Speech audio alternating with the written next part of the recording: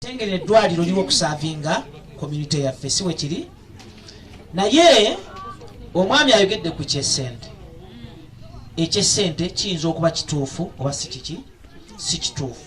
ekintu kyesente ekyo kijja kitya nkakasa nti ekintu ekyo ekyesente si kituufu kubanga gavumenti buli kimu ekikola ki ekiteekawo yes omuntu yenna ajja ku mulwadde sente ku medical ku hospital oba ku ddwaliro lya gavumenti akikola mu bukyamu olw'ensonga senga kiba kituufu omuntu oyo esente wuliriza nkubuulire mwe mukola ensobi awenguzi n'agiwaayo fena tuba baki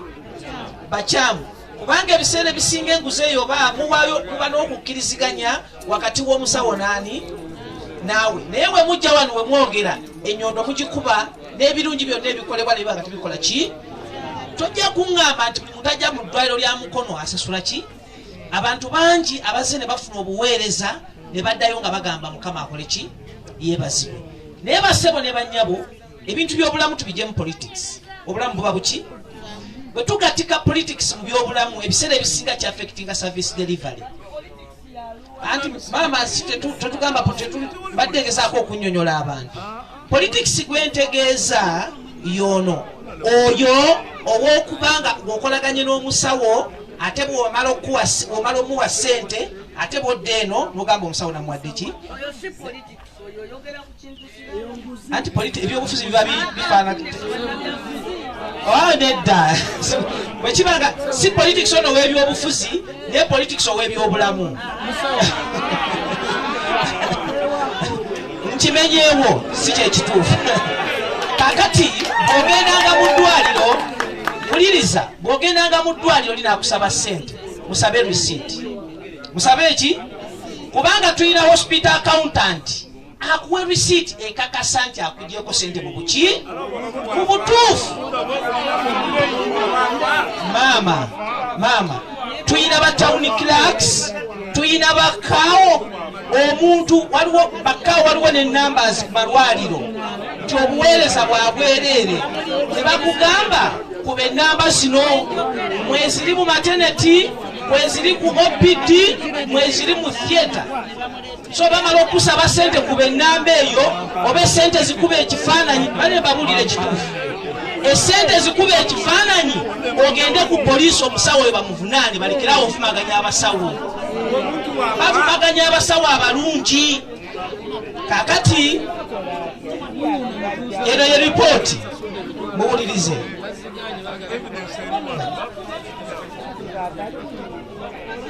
eno ye ripooti areas that need urgent intervention at the hospital bannange mbadde mbatangaaza soke tukkakane kabaluma naye ebintu ebyo sente basibajjako mu bukyamu katono nnyo bassebo ne bannyabo ensonga eno twagala egguka era manye egenda kugguka olwaleero wano we tuli kitegeeza buli omu alina kyayogera ku nsonga eyo tukkirize ali ku muzindaalo ayogere omubaka waali wano tawuni kiraaka waali tugenda mmaliriza ekyo nga kigguse mbasaba amatu tugateeka eno tusiriikirireko tuwulirize bulungi ensonga eno eggwe mwebale nnyo tweyanziza sebo kakati batugambye tuwe report areas we twetaaga oluusi obuyambi osanga oluusi wafa weakness kakati eddwaliro ly'e Mukono basebo ne bannyabo lisavinga almost Mukono district Wakiso district awamu ne Kampala gattako Kayunga ogatteko Buyukwe Buvuma even neighboring what district kakati twesanga ng'abantu bano abava eri ne bajja e Mukono benkurochinga ku ddagala ly'abantu baki be Mukono kati ne tusanga nga budget gye babudgetinga nti eddwaliro lisavinga Mukono municipality emala negaziwa bambi mu weeks 2 oba 3 eddagala lyetufuna mu koota ne liba nga likoze eki bwe ligwawo ne mujja ng'omuntu abadde asubira okuba nti yalabye emmotoka z'eddagala nga zisonga agamba eddagala baalibbye neddagala bati balikoze eki tebalibbye n'olw'ensonga eyo honorable ne tusaba nti budget gye batuwa essente ze tukozesa ziri miliyoni 4 26 naye nga miliyoni 426 tezisobola kukola mu koota nga budget eba yeetaaga miliyoni ziba za mwaka actually za mwaka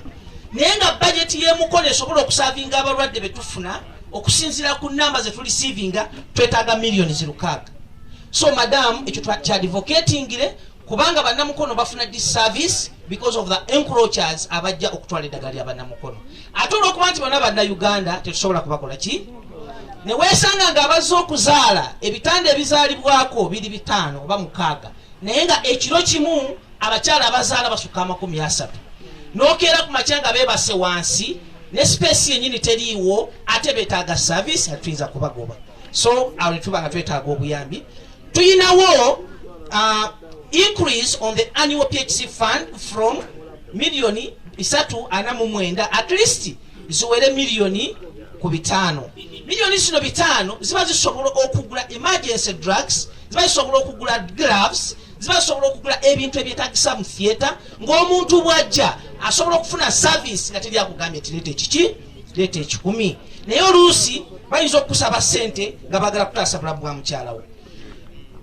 Procurement of medical equipment of all hospital department. Madam Honorable, tuyinamu departments zetwatandika ku ddwaliro kubanga tuli hospital naye nga departments zina abasawo mwebali naye nga ziri empty olw'ebikozesebwa. Ebintu bya gavumenti biba mu protocol ate bitwala akaseera kaki kawanvu ne weeganga nga kino kikosa service eri bannamukono kubanga bwe tugamba nti